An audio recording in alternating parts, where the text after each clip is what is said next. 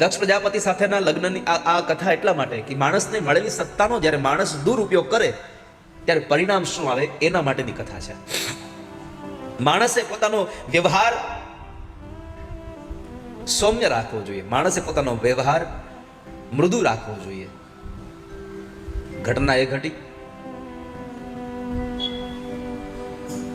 કે દક્ષને પ્રજાનો નાયક બનાવ્યો.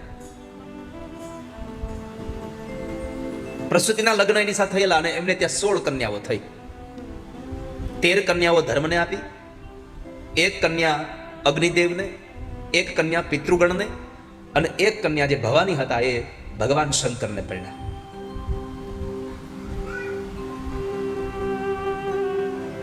અને એમાં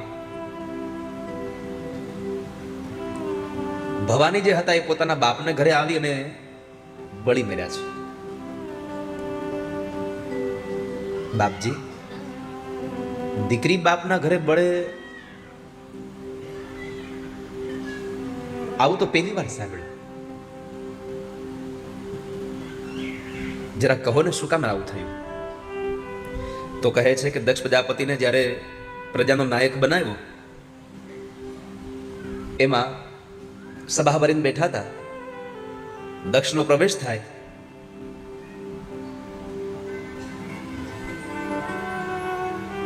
બધા લોકો ઊભા થઈ ગયા. ભગવાન શંકર હજી બેઠા હતા એમ જ. એટલે દક્ષને જરા ક્રોધ આવ્યો કે મારું અપમાન કરે છે. એટલે દક્ષ પ્રજાપતિ પોતે ભગવાન શંકરની નિંદા કરે છે. પણ શિવ કઈ બોલતા નથી સામે. એમાં નંદી આદિ ગણો સાથે દક્ષ પ્રજાપતિનું શબ્દ યુદ્ધ થયું. સામ સમય એકબીજાઓને શ્રાપ આપે છે. વાતાવરણ એકદમ તંગ થયું, ઘર્ષણ થવા લાગ્યું. એટલે ભગવાન શંકર પોતાના તમામ સૈનિકોને લઈ, ગણોને લઈ નીકળી ગયા. આ બાજુ દક્ષ પ્રજાપતિએ પહેલો વહેલો વટ હુકમ બહાર પાડ્યો કે યજ્ઞાદિ કર્મ થશે આ સંસારમાં, પણ શંકરને કોઈ ભાગ નહીં મળે.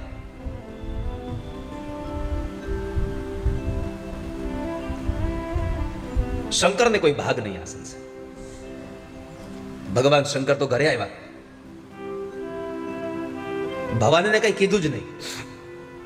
જુઓ, આ ભગવાન શંકરની આ કથાનો ઉપદેશ એટલો છે કે સસરાના ઘરે સસરાએ ન બોલવાના શબ્દો પોતાના જમાઈને કહી દીધા તો એ જમાઈએ ઘરે આવી અને પોતાની પત્નીને કાંઈ જ ન કીધું.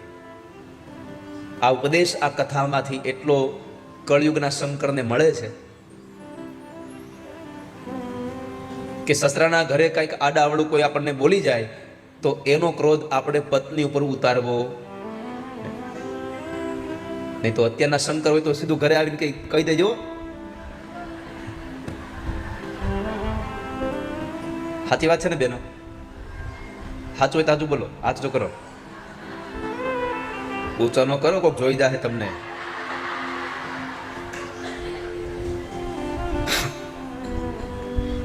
કથામાં બધી જયારે સાસુમાં આવે ને ત્યારે વહુ ઘરે હોય. તમને એમ હોય કે આપણે કથા સાંભળવા આવ્યા છીએ, તમે અહીંયા પહોંચો એની પહેલા તેને ટીવી ચાલુ કરી દીધી હોય. એ ઘરે કથા ચાલતી હોય ત્યાં, પણ એને કથા ન સાંભળવી હોય કઈ. એને તો ખાલી જોવું હોય કે અહીંયા જયારે ધૂન ગવાય તે મારી હાહુમાં શું કરે છે. એનું એ જ નિરીક્ષણ હોય કે અહીંયા ઊભા થઈને ખાલી હાલવું હોય તો 2-3 વખત તો એમ કે મારો હાથ લઈને આમ છે ને હોય માંડીને બાપલિયા. અહીંયા તો એટલા કુદાકા નાખે તઈ પગ ન દુખતા. આને જોવું હોય બહુને.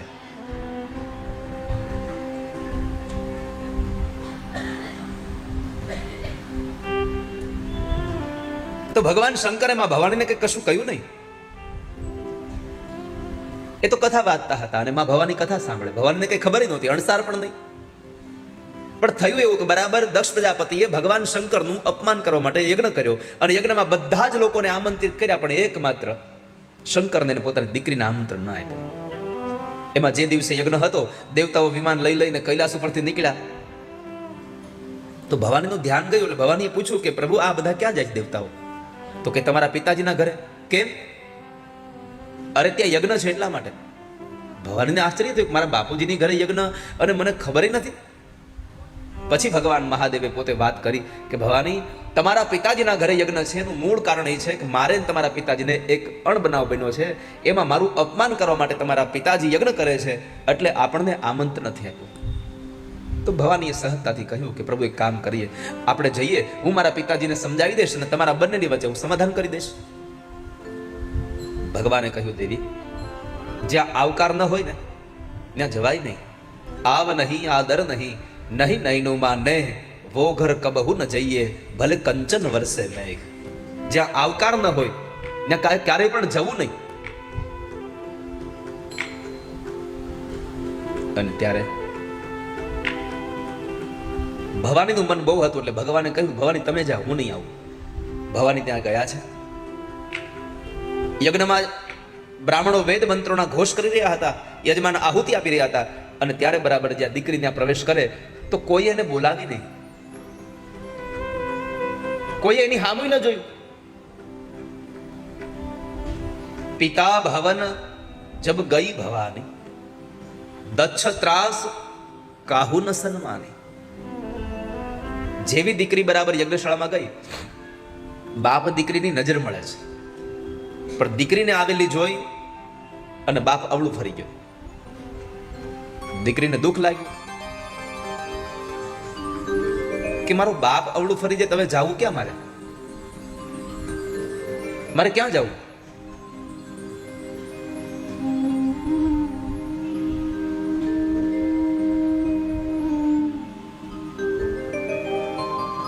એકદમ ચાલતા થયા, ન બેને બોલાવી, ન કોઈ નગરના લોકોએ એને આવકાર આપ્યો.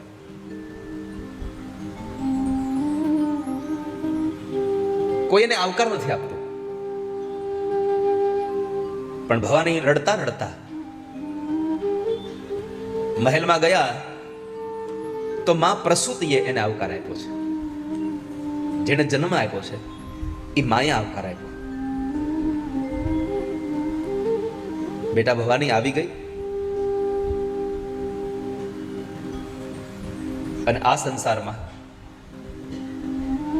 બધા જ લોકો તમને તરછોડી શકે, એક જન્મ દેનારી માં તમને ન તરછોડી શકે. જેને જન્મ આપ્યો છે એ તમને ક્યારેય છોડી ન શકે. દીકરાઓ ગમે તેવા થાય, પણ માએ કોઈ દીકરાનું ખરાબ થાય એવો એક પણ વિચાર પણ ક્યારે જિંદગીમાં ન કર્યો હોય.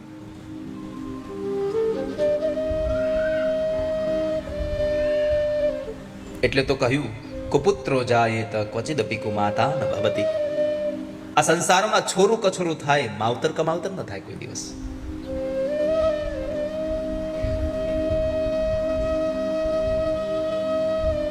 બાપ ક્યારેક મારી લે, બાપ ક્યારેક મોઢું એનાથી ફેરવી લે, પરંતુ આ સંસારમાં માં ક્યારેય મોઢું ન ફેરવી શકે. કદાચ બાપ દીકરાની વચ્ચે અણબનાવ બની ગયો હોય અને બાપ દીકરો બોલતા ન હોય અને સમય સંજોગને અનુસાર બાપ દીકરો બે નોખા થઈ જાય, તો એમાં બાપ દીકરાને મળવા ન જાય. હવે પતિ પત્ની અલગ રહેતા હોય, દીકરો ને વહુ અલગ રહેતા હોય, એટલે અહીંયા સૌથી વધારે જો કોઈ પીડાતું હોય તો એ માં પીડાતી હોય. ન દીકરા પાસે જઈ શકે, પોતાના પતિની પાસે રહીને પણ પોતાને સુખ ન મળે. સૌથી વધારે દુઃખી માં થતી હોય ત્યારે. આ સંસારમાં જ્યારે બાપ અને દીકરો જ્યારે ઝઘડે છે ત્યારે સૌથી વધારે દુઃખી માં થાય છે, અને જ્યારે સાસુ અને વહુ જ્યારે ઝઘડો કરે છે ત્યારે સૌથી વધારે દીકરો મૂંઝાય છે. આમાં ન માને કઈ કહી શકે, ન પત્નીને કઈ કહી શકે, વચ્ચે એની હોડી વચ્ચે હોપારી હોય, કોને કહેવાનું? એટલે અહીંયા આગળ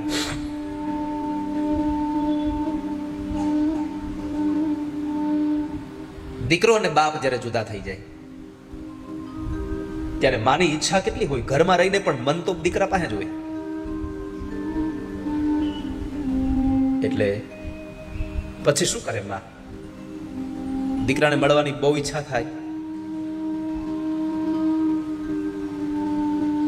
ત્યારે પતિ જ્યારે ઘરમાં ન હોય, બહારગામ ગયો હોય, એવા સમયે માં દીકરાને મળી લે છે.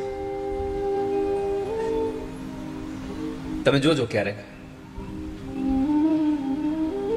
જ્યારે યુવાન દીકરી મા બાપની ઈચ્છાથી વિરુદ્ધ જ્યારે લગ્ન બીજા કોઈની હારે કરી લે, ત્યારે બાપ કદાચ ગમે તેટલો કઠણ થઈને પડ્યો રે, પણ માં છાને છૂપે દીકરી હારે વાત કરી લેતી હોય. આ નરું સત્ય છે.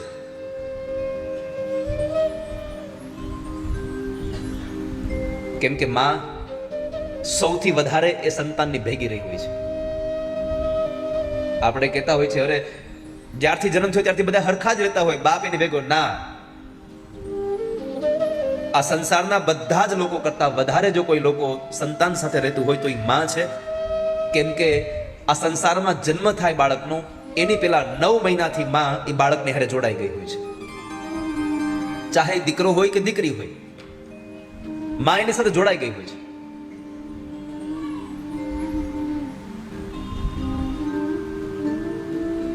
એ તો આપણે સંસારમાં એમ કહીએ છીએ કે મોટો દીકરો બાપને વાલો હોય, નાનો દીકરો માને વાલો હોય.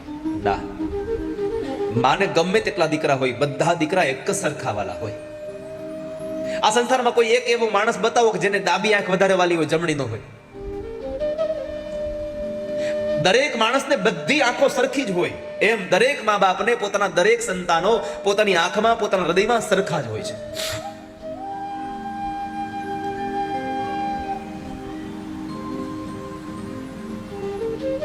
ચાર દીકરાઓ હોય તો ચારે ચાર દીકરાઓ માટે માનો પ્રેમ અવિરત જ હોય. કવિ બોટાદકરને એક માણસે પ્રશ્ન કર્યો કે તમે આ પ્રેમની વાત કરો છો કે માં પ્રેમ કરે, માં પ્રેમ કરે, તો માનો પ્રેમ કેવો કેવો, કોના જેવો માનો પ્રેમ ગણવો?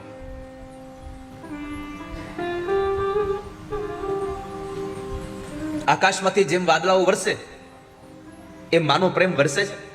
કવિ બોટાદકરે ના પાડી કે ના, આકાશમાં જેમ વાદળાઓ વરસે એમ માનો પ્રેમ નથી વરસતો. કેમ? તો કહે છે કે આકાશમાં વાદળાઓ 4 મહિના હોય, 8 મહિના વાદળા નથી હોતા, પણ માનો પ્રેમ તો 12 મહિના હોય છે. એ માએ 9 મહિના સુધી એના પેટમાં આપણને રાખ્યા. એની જિંદગીના બધા જ સુખોને એને છોડી દીધા પોતાના સંતાનોના સુખ માટે. અને ક્યારેક ક્યારેક તો સંસારમાં આપણે એ જોતા હોય, શું ભગવાન કઠોર બની જાય. 5-7 મહિનાનું બાળક હોય અને એ બાળકનો બાપ અનંતની યાત્રાએ વયો જાય, ત્યારે એ માં દીકરો એકલો અનુભવ ન કરે એવો, એટલે એ માં પણ રહે અને બાપ પણ બની જાય. 2 પાત્રો ભજવીને પોતાના સંતાનને મોટું કરે, પેટે પાટા બાંધે, કાળી મજૂરી કરે, દીકરાઓને ભણાવે, ગણાવે. પણ પછી દીકરાઓ મોટા થઈ અને પાછા એ માને મૂકી અને શહેરમાં એકલા રહેવા વયા જાય ને, ત્યારે સૌથી દુખી માં થઈ જાય છે.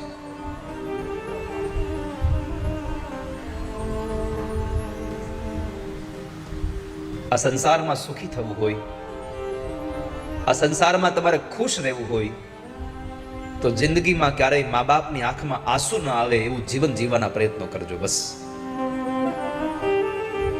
બાકી તમે અબજો રૂપિયા કમાતા હશો, પણ તમારા મા બાપ જો તમારા પૈસાથી રાજી નહીં હોય તો કોઈ દિવસ તમને જિંદગીમાં સુખ પ્રાપ્ત નહીં થાય.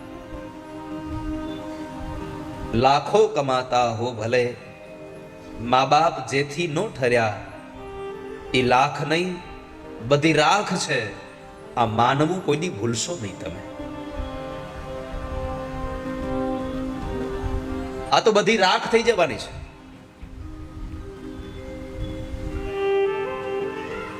એટલે તો કવિઓ એમ કહે છે કે બીજા બધા મરજો, માં કોઈની મરશો માં. આ સંસારમાં માં જેવું પાત્ર ક્યારેય મળતું જ નથી. એટલે માં પ્રસૂતિએ એમને આવકાર આપ્યો, બેટા ભવાની આવી ગઈ. થોડી વાર એને સાંત્વના આપી અને પછી માં ભવાની ઊભા થયા અને ફરી પાછા જે જગ્યાએ યજ્ઞ ચાલતો હતો ત્યાં ગયા છે. ત્યાં જઈને જુએ તો તમામ દેવી દેવતાઓના સ્થાપન હતા, પણ પોતાના પતિનું એક સ્થાપન નહોતું. અને ભારતની સાચી આર્ય નારી એને જ કહેવાય કે બધાના અપમાન સહન કરી શકે, એક પોતાના પતિનું અપમાન સહન ન કરી શકે. એ સાચી આર્ય નારી છે. જાય છે, જુએ છે. 13 શ્લોકોમાં ભાષણ કર્યું છે મા ભવાનીએ. સુનહુ સભાસદ સકલ મુનિંદા કહી સુની જીન શંકર નિંદા. સો ફલ તુરત લહબ સબ કહું ભલી ભાતી પછીતાવ પિતા. સભાસદો સાંભળો, જેણે જેણે શંકરની નિંદા કરી છે એને શંકરની નિંદાનું ફળ મળજો. જેણે જેણે નિંદા સાંભળી છે એને પણ નિંદાનું ફળ મળજો. આવી ઘોષણા કરી અને મા ભવાનીએ પોતાના જમણા પગના અંગૂઠામાંથી એક યોગાગ્નિને પ્રગટ કર્યો. તતઃ સ્વભરતુશ્ચરણાંબુજાસવં જગદ્ગુરો ચિંતયતિ ન ચાપરમ. દદર્શ દેહો હત કલ્મષાસતી સત્ય પ્રજજવાલ સમાધિ જાગનિના. એ સમયે પોતાએ ગોરધાગ્નિ પૂર્ણ કરી પોતાના દેહને બાળ્યો છે. મા ભવાનીનો દેહ બાળ્યો. યજ્ઞશાળામાં હાહાકાર મચી ગયો. પણ દક્ષ પ્રજાપતિને પોતાના પદનું એટલું અહંકાર હતું. પોતાની દીકરી મરી ગઈ છતાં પણ એમ કહ્યું કે મારી દીકરી મરી ગઈ તો ભલે મરી ગઈ, મારો યજ્ઞ અધૂરો ન રહેવો જોઈએ. બ્રાહ્મણો યજ્ઞ કરાવે. દેવર્ષિ નારદે આવી અને ભગવાન મહાદેવને કહ્યું, ભગવાન ગજબ થયો. શું થયું? તો કહે છે કે મા ભવાનીએ પોતાના દેહનો ત્યાગ કર્યો અને પછી ભગવાનને ક્રોધ આવ્યો. જટા ખોલી એમાંથી એક લટ તોડી શિલા ઉપર પછાડી અને વીરભદ્રને ઉત્પન્ન કર્યા. વીરભદ્રને કીધું કે જાઓ દક્ષ પ્રજાપતિનો યજ્ઞ વિધ્વંસ કરી નાખો. વીરભદ્રએ આવી ઋષિ મુનિઓની દાઢી ખેંચી, દાંત પાડી નાખ્યા, હાથ તોડ્યા, કપાળ ફોડી નાખ્યા અને દક્ષ પ્રજાપતિનું મસ્તક ઉતારી લઈ અને યજ્ઞમાં હોમી દીધું છે. દેવતાઓ દોડતા દોડતા ગયા ભગવાન બ્રહ્મા પાસે. બ્રહ્માને જેને કીધું કે હે બ્રહ્મા, જલ્દી બચાવી લો. બ્રહ્મા કહે છે આમાં હું કઈ ન કરી શકું, તમે નારાયણને મળો, જલ્દી જાઓ. તમામ દેવતાઓ બ્રહ્માજીને સાથે લઈ ભગવાન નારાયણ પાસે આવી પરમાત્મા નારાયણને પ્રાર્થના કરી, હે ભગવાન, હે નારાયણ, પ્રસન્ન થાઓ, પ્રસન્ન થાઓ. જલ્દી આ વીરભદ્રને શાંત કરો, અમને મારી નાખશે. ભગવાન નારાયણે કીધું, દેવો આમાં હું કાંઈ નહીં કરી શકું. એક કામ કરો, તમે શંકર પાસે જાઓ. શંકર અમે નથી, શિવ પાસે જઈએ અને કદાચ એ આવેશમાં ક્રોધમાં હોય અને ત્રીજું નેત્ર ખુલી જાય તો ત્રીજી આંખ ખુલી જાય, તમને બાળી નાખે. પછી ભગવાન મહાદેવને શાંત કરવા માટે થઈ ભગવાન નારાયણ બ્રહ્માની આગેવાનીમાં તમામ દેવતાઓ આવ્યા છે. જ્યાં જોવે તો ભગવાન મહાદેવ પોતાના ખભા ઉપર માં ભવાનીનું શવ લઈ ઉત્તરથી દક્ષિણ થઈ ગયા. અને એવા સમયે ભગવાન નારાયણ આદિ દેવતાઓ ભગવાન મહાદેવને સ્તુતિ કરે, પ્રભુ શાંત થાઓ, પ્રભુ શાંત ન થયા. અને ત્યારે ભગવાન નારાયણે પોતાના સુદર્શન ચક્રને હાથમાંથી છોડી અને ભવાનીના શવના ટુકડા કર્યા. એ ટુકડા જે ધરતી પર પડ્યા એ તમામ જગ્યાએ શક્તિપીઠોની સ્થાપના થઈ. આજે પણ માં જગદંબાની ઉપાસના એ શક્તિપીઠોમાં થઈ રહી છે. અને પછી ભગવાન શિવને શાંત કર્યા. નમામિ શમીશાન નિર્વાણ રૂપ વિભુમ વ્યાપકમ બ્રહ્મ વેદ સ્વરૂપ. નિત્યમ નિર્ગુણમ નિર્વિકલ્પમ નિરીહમ ચિદાકાશમાકાશવાસમ ભજેહમ. ચિદાકાશમાકાશવાસમ ભજે. હે ભગવાન, શાંત થાવ. ભગવાન શાંત થયા, વીરભદ્રને શાંત કરે. દક્ષ પ્રજાપતિને સજીવન કરવાની વાત ભગવાન નારાયણે કરી, એટલે બકરાનું મસ્તક ઉતારી અને દક્ષના ધડ સાથે જોડ્યું. એને સજીવન કરે છે. એને સજીવન કર્યો. સ્તુતિ કરવા ગયો, બોલી ન શક્યો, એટલે તાળીઓ પાડી અને ભગવાન મહાદેવની સ્તુતિ કરે છે. જીભ હતી ત્યારે નિંદા કરી, જ્યારે જીભ નથી ત્યારે સ્તુતિ કરવા જાય છે. આપણું બધાનું આવું જ હોય છે. ભગવાને આટલી સુંદર જીભ આપી દે ત્યારે આપણે કોકની વાતો કરવામાં જ આપણે આખો સમય પસાર કરી દઈએ. અને જ્યારે બીજી યોનીમાં આપણને જન્મ મળે ત્યારે આવી કથાઓ થતી, ત્યાં જવા કઈ કોક આપણને પાણું મારીને કાઢી મૂકે, પથ્થરો મારે કાઢી મૂકે. આ દુનિયાનો નિયમ છે.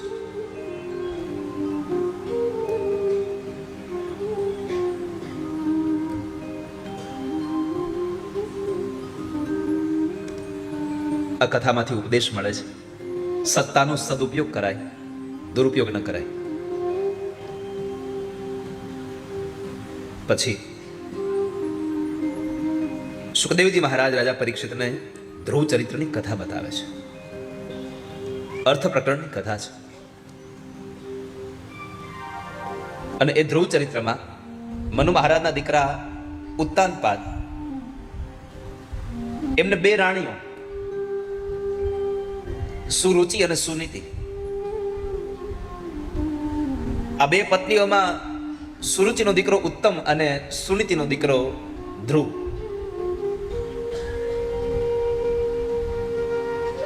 એક વખતના સમયે ઉત્તાનપાદ રાજા સુરુચિના દીકરા ઉત્તમને પોતાના ખોળામાં લઈ અને બેઠા હતા. અને એ સમય બરાબર સુનીતિનો દીકરો ધ્રુવ આવે છે પોતાના પિતાની ગોદમાં બેસવા માટે. પણ સુરુચિએ એવી આંખો કાઢી કે સુનીતના દીકરાને પોતાની ગોદમાં લેવાની હિંમત નથી રાજાની. કર્કશા વાણીથી સુરુચિએ સુનીતના દીકરા ધ્રુવનું અપમાન કર્યું કે તારે મહારાજની ગોદમાં બેસવું હોય તો જંગલમાં જઈ ભગવાનને ભજ, અને મારા કુખથી તને જન્મ મળે તો તું મહારાજની ગોદમાં બેસી શકે. એમનું ન બેસી શકે.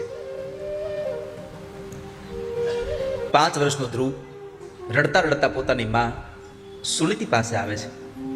સુનીતિને આવીને કહ્યું કે મને અપર માએ ન બોલવાના શબ્દો બોલ્યા છે.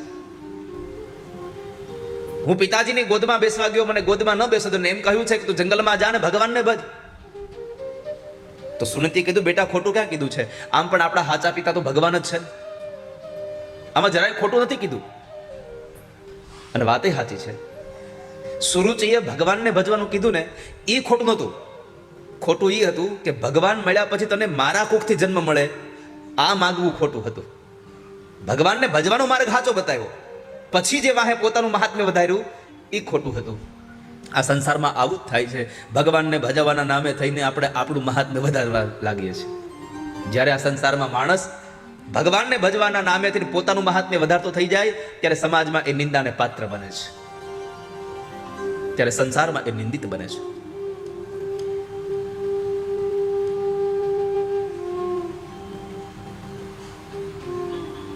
અંતે માએ કહ્યું કે ભગવાનને ભજવાની વાત તો સાચી કરી છે, તો માં મને આશીર્વાદ આપો, હું ભગવાનને ભજવા જાઉં, હું પ્રભુને ભજી લઉં. ધ્રુવજી મહારાજ આશીર્વાદ લઈ અને જંગલમાં જાય છે. જંગલમાં જતાની સાથે માર્ગમાં દેવર્ષિ નારદ મળ્યા. નારદને નયમાં છે ગયમાં, અને નારદે પૂછ્યું ક્યાં જાય છે બાળક? તો કહે છે ભગવાનને ભજવા. તને લાગે છે ભગવાન મળશે આટલી નાની ઉંમરે? અને ત્યારે 5 વર્ષનો ધ્રુવ એમ જવાબ આપે છે કે બાપજી, ઘરેથી નીકળતાની હારે જ તમારા જેવા સંતના દર્શન થયા તો હવે મને ભગવાન મળશે નક્કી છે, મને ભરોસો છે. મને એક સાધુ મળી જાય તો મને ભગવાન મળી જાય. અને દ્વાદક્ષરી મંત્ર આપ્યો છે. દ્વાદક્ષરી મંત્રમાં ઓમ નમો ભગવતે વાસુદેવાય. બેટા, આ મંત્રનો તું જપ કરજે તો ભગવાન તને મળી જશે. પણ વિરક્ત બની અને આત્મારામ પુરુષ બનીને ભગવાનનું ભજન કરજે. ભલે ભગવાન. દેવર્ષિ નારદ પાસેથી દીક્ષા લઈ અને તેઓ જંગલમાં મધુવનમાં જઈ અને ભગવાનને પ્રાર્થના કરે છે. હરિ મારા હૈયામાં તારી ભક્તિ ભરી દેજે. હરિ મારા હૈયામાં તારી ભક્તિ ભરી દેજે. ભગવાનના ભજનની અવસ્થા એવી આવી જોઈએ કે જીભને પકડી રાખો ને તોય મન તો ના મૂકે જ નહીં. આવી અવસ્થા ભગવાનના ભજનની આવે તો ઠાકોરજી રાજી થાય. અને જ્યારે ભગવાનને ભજ્યા છે અને 6 મહિના ભગવાનને ભજ્યા અને એ જ ક્ષણે ભગવાન જ્યારે સામે પ્રગટ થયા, શું ભગવાનનું રૂપ હતું. સશંખ ચક્રમ સકિરીટ કુંડલમ સપીત વસ્ત્રમ સરસીરુહેક્ષણમ સહારવક્ષ સ્થલકોસ્તુભશ્રિયં નમામિ વિષ્ણુ શિરસા ચતુર્ભુજ. ભગવાન જેવા પ્રગટ થયા અને એ જ સાથે ભગવાને સૌપ્રથમ હૃદયમાં દર્શન આપ્યા. પણ હૃદયમાં દર્શન આપ્યા તો ધ્રુવની આંખો બંધ હતી.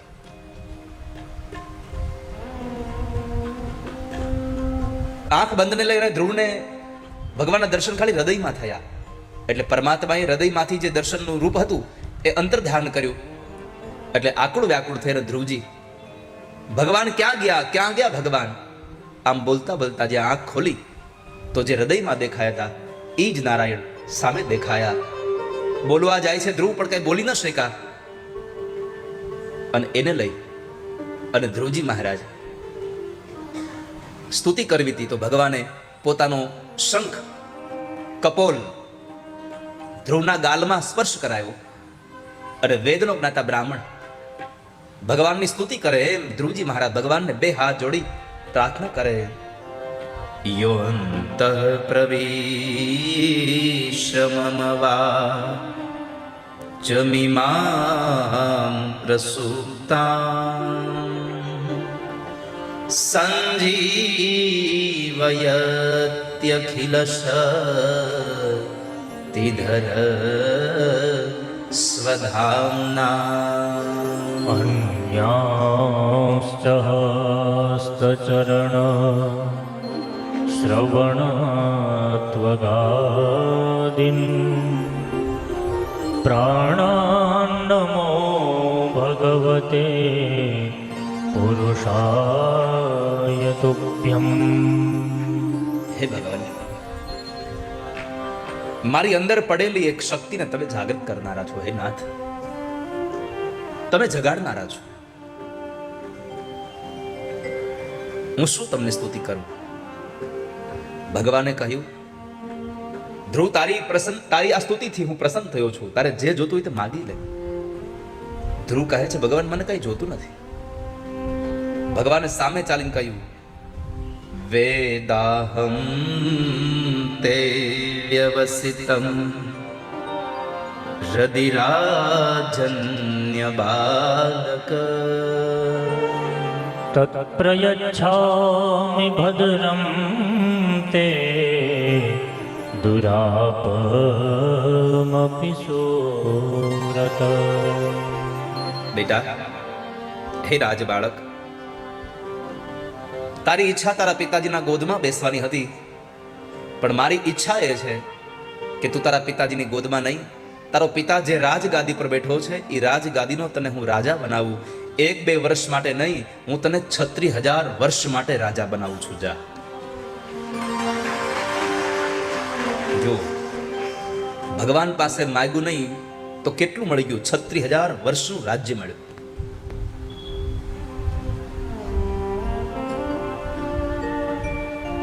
બીજું,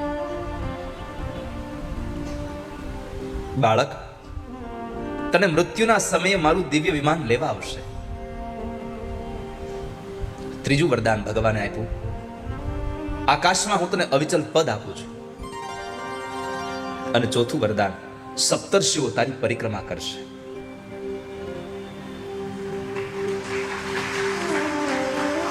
આ કથા એક બાજુ જોવા જાઓ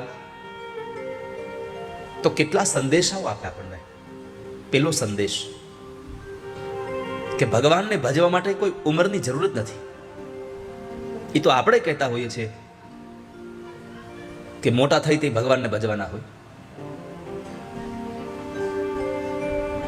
सत्संग करने की ना कोई उम्र होती है. ભગવાનને ભજવા માટે ક્યારેય કોઈ ઉંમરની જરૂર જ નથી. અરે વાલા ભક્તો, છોડો. પરમાત્માનું નામ લેવા માટે પવિત્ર જગ્યાની જરૂર નથી. જે જગ્યાએ નામ લ્યો એ જગ્યા પવિત્ર થઈ જાય છે. તમે જ્યાં પણ બેઠા હો, અપવિત્ર જગ્યામાં પવિત્ર કરે એ તો ભગવાન છે.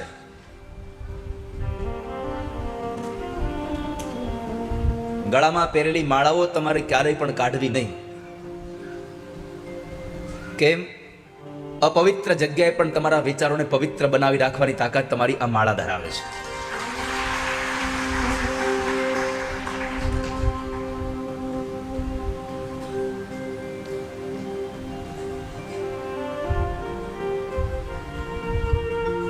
પછી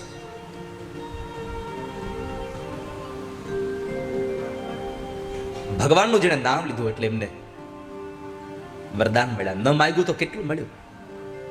અવિચલ પદ, સાચી દિશા બતાવે.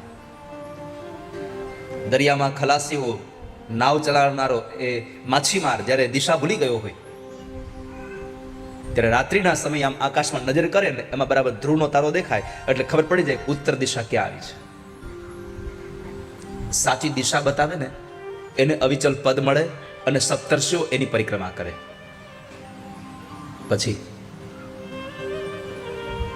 મારે તો એ કહેવું તમને, ગ્રંથોમાં વાંચ્યું છે મૃત્યુના લક્ષણો બહુ બધા છે.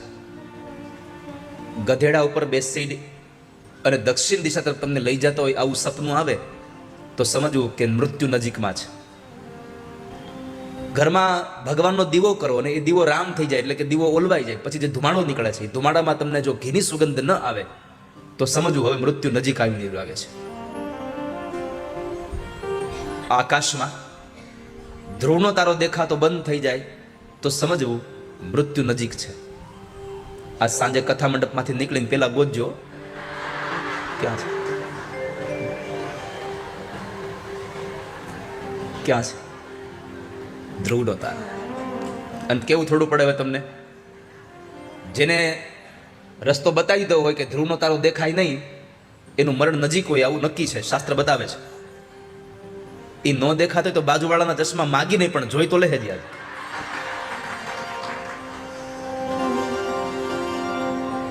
મૃત્યુને જોવું છે. ભગવાને રાજા બનાવ્યું. ઘરે આવીને સૌથી પહેલા પોતાની માં સુરુચિને વંદન કર્યા છે. માં, તમે મને મેણું માર્યું ન હોત તો આજ હું જંગલમાં જઈને મારા ઠાકોરજીને મળી ન શીખ્યો હોત, મારા ભગવાનને મળ્યો ન હોત. માને વંદન કર્યા, પિતાજીને વંદન કર્યા, માં સુનીતિને વંદન કર્યા. માં ધન્ય થઈ આજ મને હારો દીકરો મળ્યો છે. પછી તો સુનીતિને સાથે લઈ અને ઉત્તાનપાદ રાજા ઘરેથી નીકળી જાય છે ભગવાનને ભજવા માટે.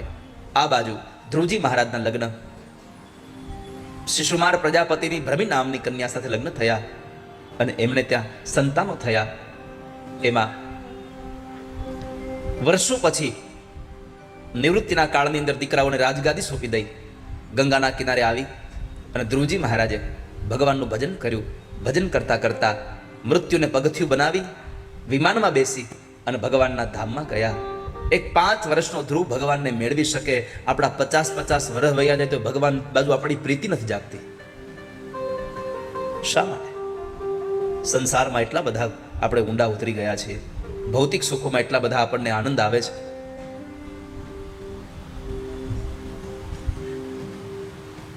આજે ધ્રુવ ચરિત્રની કથા મને તમને ઉપદેશ કરે છે કે પરમાત્માને ભજી લેજો, અને પરમાત્માને ભજશો ને તો તમે એકલા નહીં, આ સંસારમાં કેટલાય લોકો સુખી થઈ જશે, તમારી પેઢી તરી જશે. પુરાણમાં લખ્યું છે કે આ સંસારમાં જે ઘરની અંદર ભગવાનનો ભક્ત જન્મે ને એ ઘર પવિત્ર થઈ જાય છે. કુલમ પવિત્રમ જનની કૃતાર્થા. કુળ પવિત્ર થઈ જાય, જન્મ દેનારી માં પવિત્ર થઈ જાય, એ ધરતી પવિત્ર થઈ જાય છે જે કુળમાં ભગવાનનો ભક્ત જન્મે છે. તો અહીંયા ધ્રુવ ચરિત્રની કથા બતાવી. ત્યાર પછી પૃથુ ચરિત્રની કથા કે વેન નામનો એક રાજા હતો, પણ વૃત્તિનો આસુર હતો. એટલે એમણે પ્રજાને યજ્ઞાદિ કર્મ કરાવવાનું બંધ કરે અને પોતે કદાચ એમ કહે યજ્ઞ કરો તો કૃષ્ણાર્પણ મન નહીં, વેનાર્પણ કરવું. અને એના ત્રાસ થકી ઋષિ મુનિએ હુંકાર નામથી એક મને માર્યો. એની માં સુનીથાએ એનું શવ તેલની કોઠીમાં સાચવી રાખ્યું, અને એમાં બરાબર સમય વ્યતીત થયો અને દુષ્કાળ પડ્યો. રાજાની જરૂર હતી, રાજા હતો નહીં, એટલે બ્રાહ્મણોએ એ શવનું મંથન કર્યું અને એમાંથી એની ભુજામાંથી એક પુરુષ ઉત્પન્ન થયો. એ પુરુષ સ્વયં ભગવાન પૃથુ ભગવાન હતા. એ પૃથુ ભગવાનનું પ્રાગટ્ય થયું. એ પૃથુ ભગવાનનું પ્રાગટ્ય શા માટે થયું છે? તો કહ્યું છે કે રાજાનો ધર્મ બતાવવા માટે પૃથુ ભગવાનનું પ્રાગટ્ય થયું છે. પ્રજાના સુખમાં સુખી અને પ્રજાના દુઃખમાં દુઃખી, આવો જેનો સદવિચાર હોય એને સાચો રાજા કહેવાય. બાકી પ્રજાનું જે થવું હોય તે થાય, આપણું રેડી થઈ જવું જોઈએ, તો એ રાજા નથી સારો. પ્રજાના હિતમાં જેનું હિત છે એ સાચો રાજા છે. પૃથુ ભગવાનનું પ્રાગટ્ય થયું. એમણે આ ધરતી જે અનાજ દેતી બંધ થઈ હતી, યજ્ઞ કરાવ્યા. યજ્ઞ કરાવવાથી વરસાદ થયો, વરસાદથી અનાજ થયું, અને એ અનાજ દ્વારા જનજીવન ફરી પાછું સરસ મજાનું ચાલતું થયું. એ કથા બતાવી. અને અંતે પુરંજન આખ્યાન કે જે જીવ ભગવાનથી જુદો થયો છે એને પુરંજન કહ્યો છે. વિદુર કહે છે હું પણ પુરંજન છું, ભગવાનથી જુદો થઈ ગયો છું. એ પુરંજન આખ્યાનની કથા બતાવી. ચતુર્થ સ્કંદને ત્યાં વિશ્રામ કર્યો. પંચમ સ્કંદનો પ્રારંભ કરાવતા પ્રિવ્રતની જ્યારે કથા આવતી હતી મનુ મહારાજના દીકરાની, તો પરીક્ષિત રાજા કહે છે પ્રિયવ્રતો ભાગવત આત્મા રામ કથમ મુને ગૃહે રમતયન મૂલ કર્મ બંધ પરાભવ. બાપજી, મનુ મહારાજના દીકરા પ્રિયવ્રત તો આત્મારામ હતા અને એ ગ્રહસ્થી બન્યા. એને ગ્રહસ્થાશ્રમ સ્વીકાર્યો? સમજાયું નહીં. આ કથા કેવલ ઉપદેશ માટે છે કે ભગવાનને ભજવા માટે તમારે ઘર મૂકીને જવાની જરૂર નથી. પરમાત્માને તમે ઘરમાં રહીને જ ભજી શકો છો. પરિવારના લોકો તમને અનુકૂળ હોય તો તમે ઘરમાં જ ભગવાનને ભજી શકો, અને કદાચ તમારું મન જ તમને પ્રતિકૂળ હોય તો જંગલમાં જાઓ તો ભગવાન ન ભજી શકો.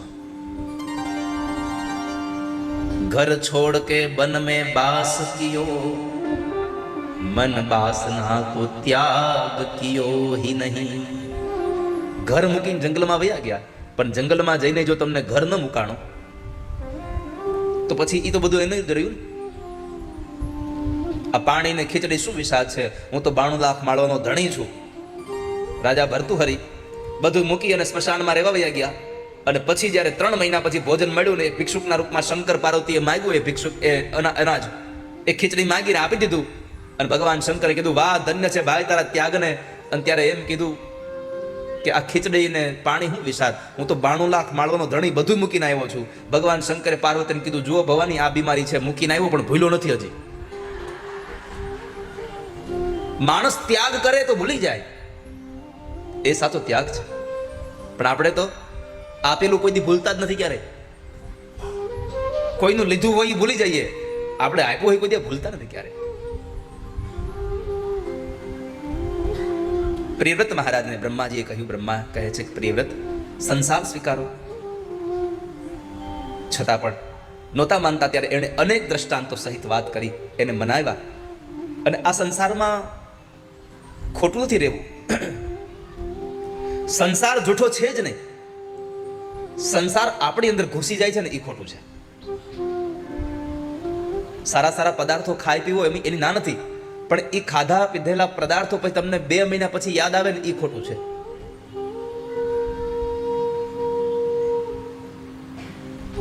સાંજે તમે કઢી ખાઓ, બહુ આનંદિત છે, સારામાં સારી કઢી બનાવી હોય ઘરવાળીએ, ખાધી હોય, પણ હવારમાં માળા લઈને બેહો તો એ કઢીનો ઓટ કરાવે ને ખોટું. એ કઢી યાદ આવે ને એ ખોટું. કાલ સાંજે કઢી બહુ વારી હતી. શાસ્ત્રો ના પાડતું નથી તમે ન ખાઓ, કાંઈ ખાઓ, પણ ખાધેલું શરીરને ટકાવવા માટે છે, યાદ રાખવા માટે નથી આ સંસારમાં. પણ આપણે ભૂલતા નથી ક્યારે. અંતે બ્રહ્માજીના કહેવાથી પ્રિયવ્રત રાજાએ વિશ્વકર્માની દીકરી બરહેશમતી સાથે લગ્ન કર્યા. એમને ત્યાં દીકરાઓ થયા, 10 દીકરાઓ થયા, એક દીકરી થઈ. અને એ 10 દીકરાઓ જે હતા એમાંથી 3 દીકરાઓ વિરક્ત બન્યા. 7 દીકરાઓએ એક દ્વીપનું રાજ્ય સ્વીકાર્યું. એમાં જંબુદ્વીપના રાજા આગ્નિધ્રને ત્યાં પૂર્વચિતિ નામની અપ્સરાથી નાભી નામનો દીકરો થયો, જેમણે મેરુની દીકરી મેરુદેવી સાથે લગ્ન કર્યા, યજ્ઞ દ્વારા યજન કર્યું. અને એ યજન દ્વારા એને ત્યાં સ્વયં જે દીકરો થયો એ પરમાત્માના અંશાવતાર ઋષભદેવજી મહારાજનું પ્રાગટ્ય થયું છે.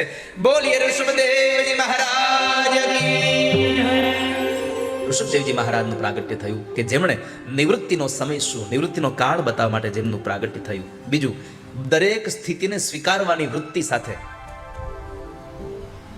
જે પણ સ્થિતિ આવે એને સ્વીકાર લેવી, એવો ઉપદેશ કહે છે. ભગવાનની ઈચ્છા હોય એમ આપણને રાખે. સીતારામ સીતારામ સીતારામ કહીએ, જેમ ભગવાન રાખે એમ તમે રહ્યો. પણ આપણે જેમ રહેવું એમ જ રહેવું હોય. ત્યારે ઋષભદેવજી મહારાજના લગ્ન ઇન્દ્રની દીકરી જયંતી સાથે થયેલા. ઇન્દ્રએ ઋષભદેવજી મહારાજના ક્ષેત્રમાં વરસાદ ન વરસવા દીધો.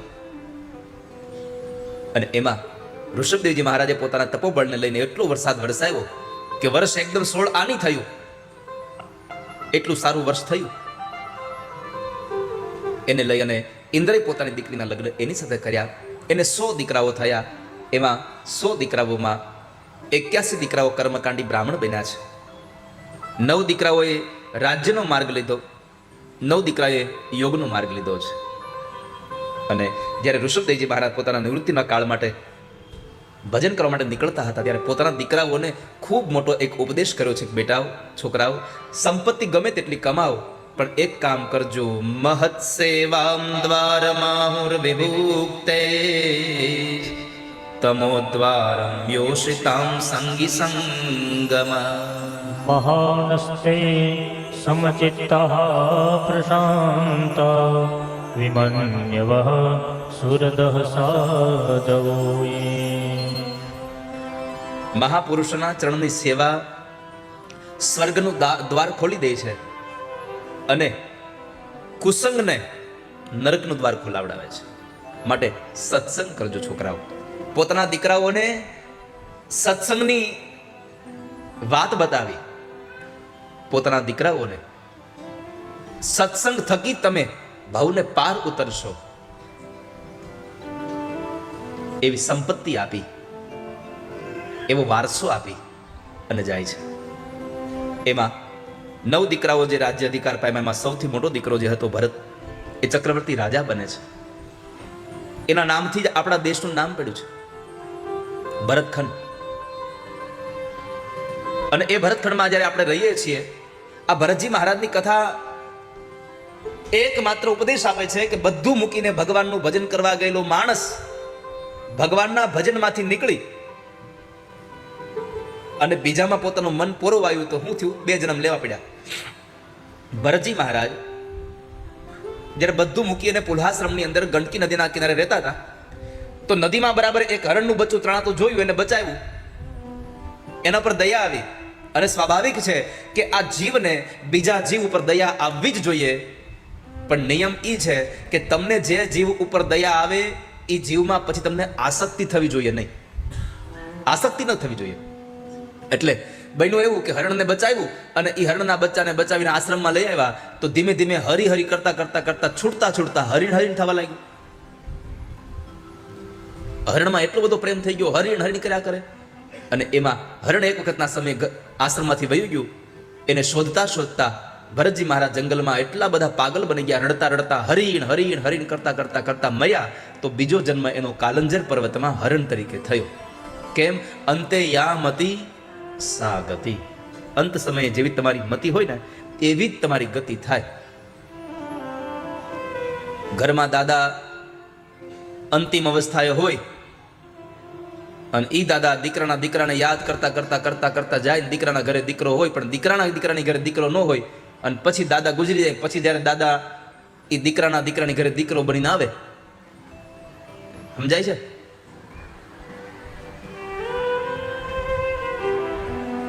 એક દાદા બરાબર છે ને ભગવાનને ભજતા હતા, મારા દીકરાની ઘરે દીકરો થાય, મારા દીકરાની ઘરે દીકરો થાય. આમ કરતા કરતા મરી ગયા, દીકરો ન થયો. અહીંયા 2-3 વર્ષ ગયા અને દીકરો થયો. બધાને છઠ્ઠીએ બોલાવ્યા, આખું ગામ કહેવા માંગ્યું, લે આ તો અસલ દાદા જેવો જ છે. કે એ દાદા જેવો નથી. હે? હા, તમે સમજુ બહુ છો બધા. અંતે યામતી સાગતી. બીજો જન્મ હરણ તરીકેનો થયો. એ જન્મમાં ભગવાનને ભજ્યા એટલે એના પછીનો જન્મ એનો એક આંગિરસ ગોત્રના બ્રાહ્મણને ત્યાં થયો. અને એ અવતારની અંદર એમણે ખ્યાલ આવી ગયો કે મારા ગયા જન્મના આ કર્મને લઈને મારો બીજો જન્મ થયો છે. એટલે એમણે એ જન્મમાં પણ કંઈ બોલવાનું બંધ કરી દીધું, મૌન લઈ લીધું, કાંઈ બોલે નહીં. અને આ સંસારમાં મૌન જેવું બીજું શસ્ત્ર જ નથી કોઈ. સામેવાળો ગમે તેટલો ક્રોધ કરે, ગમે તેટલો ગુસ્સો કરે, તમે મૂંગા થઈ જાઓ, કેટલી ઘડી એનો ગુસ્સો હાલે. પણ હું કામ બંધ થાવ? આ ન્યાથી જ હોળી ઊભી થાય છે. બધી જ વહુને, જો કે આણંદમાં તો વહુને હાહુને ઝઘડો થતો જ નથી. આ તો બારગામની વાત છે. કદાચ કોઈ હાહુ વહુને ઝઘડો થાય ને હાહુ બોલે તો વહુએ બંધ થઈ જવાનું, ને વહુ બોલે તો બેમાંથી એક બંધ થઈ જાય ને તો બધું બંધ થઈ જાય. પણ આ બે હામાં અને અમુક વહુ તો એવી હોય,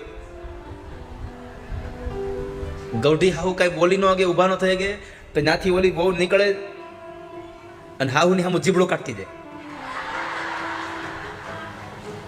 બોલે કઈ નહીં, ખાલી જીબડો જ કાઢે.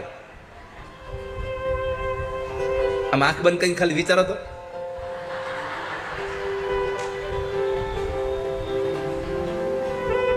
ઘણી બહુ તો અંગૂઠો બતાવતી જાય,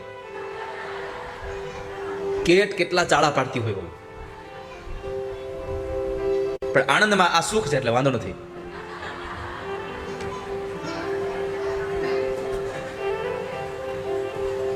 તો એને બોલવાનું જ બંધ કરી દીધું.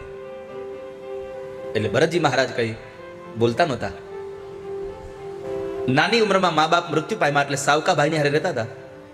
પણ સાવકા ભાઈને ખબર પડી કે આ ભણવામાં ધ્યાન દેતો નથી એટલે વાડીએ મોકલ્યા. તો વાડીએ કઈ ધ્યાન દેતા નહોતા, ઘર કાઢી મૂકે છે. ભરતજી નીકળી ગયા, જંગલના માર્ગે ચાલી જતા હતા. એમાં ભીલોના ઘરે એમને બલિ ચડાવવા માટે લઈ ગયા. એને પોતાના દેહનો ભાવે ભૂલાઈ ગયો હતો. દેહનો ભાવ ભૂલાયા પછી એને એમ થયું કે હવે ચિંતા નથી. દેહનો ભાવ એટલે કે ન નાય, ન ખાય, ન પીવે. એમાં બરાબર ભીલને ત્યાં જ્યારે બરાબર એને બલિ ચડાવવા લઈ ગયા અને આ શરીરને નવડાવ્યું તો એને બધાનો આભાર માન્યો. સારું થયું ભાઈ તમે આ શરીર ધોયું, ઘણા દિવસથી મેલું પડ્યું હતું.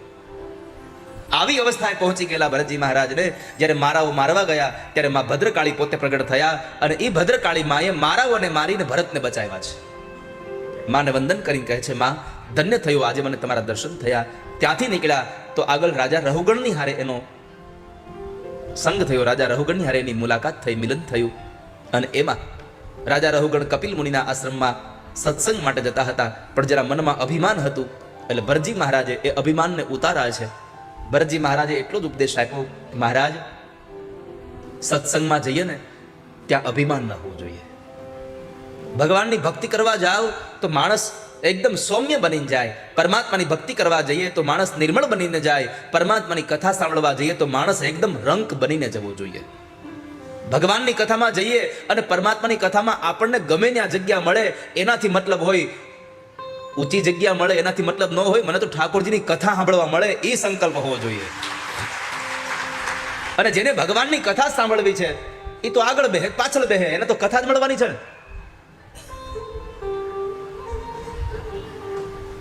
મંદિરોમાં જઈએ તો દૂરથી દર્શન કરો કે નજીકથી દર્શન કરો, દર્શન કરો એનાથી મતલબ છે. નજીક જઈને પછી છોકરાઓ હાટું ધંધો માગો તો એમાં મજા નથી. દૂર બેઠીને કહો કે ઠાકોરજી તમને સારું લાગે એમ કરો, આમાં મજા છે. આપણે તો નજીક જઈને કંઈક નો કંઈક ભોગ માગતા હોઈએ છીએ.